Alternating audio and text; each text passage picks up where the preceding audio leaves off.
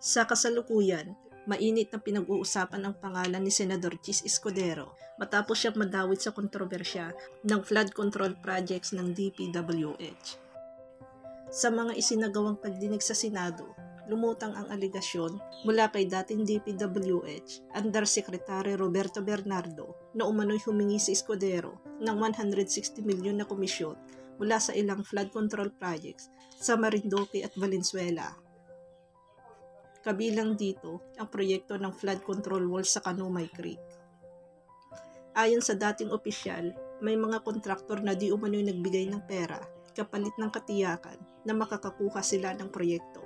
Pero mariin itong itinanggi ni Escudero. Giit ng senador, wala siyang kinalaman sa pagpili, pagbidding o pagbibigay ng kontrata at wala rin siyang impluwensya sa pagpapatupad ng mga nasabing proyekto. Binalikan din niya ang matagal na niyang paninindigan na sobra-sobra ang inilaan ng pondo para sa flood control kumpara sa ibang sektor tulad ng edukasyon, kalusugan at agrikultura. Ngunit hindi lang si Escudero ang nadamay sa usapin. Nabanggit din ang pangalan ng kanyang asawa na si Hart Evangelista matapos kumalat ang ulat na siya raw ay business partner ng negosyanteng si Maynard Ngu.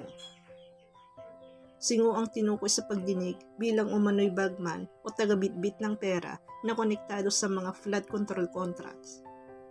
Dahil dito, nakaladkad din ang pangalan ng aktres sa kontrobersya.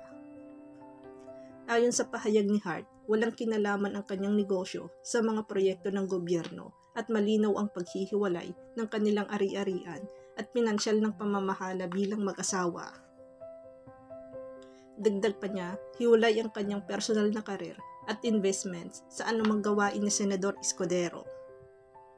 Samantala, iba't ibang reaksyon ang makikita sa publiko. May mga naniniwala na isa lamang itong political demolition job laban kay Escudero, lalo na't siya ay isa sa mga pinaka-vocal na senador na bumabatikos sa sobrang pondo ng flood control. Pero marami rin ang nangangamba na baka ito isa na namang malaking issue ng katiwalian na muling sumisira sa tiwala ng taong bayan sa gobyerno. Sa social media, hati ang opinyon. Mayroong nadismaya at mayroong nagtanggol kina Chis at Hart. Sa ngayon, patuloy pa ang investigasyon ng Senate Blue Ribbon Committee at wala pang final na desisyon kung sino ang dapat managot. Ang malinaw lamang, lalong lumalaki ang isyong ito at inaabangan ng publiko kung mailalabas bang katotohanan sa likod ng mga flood control projects.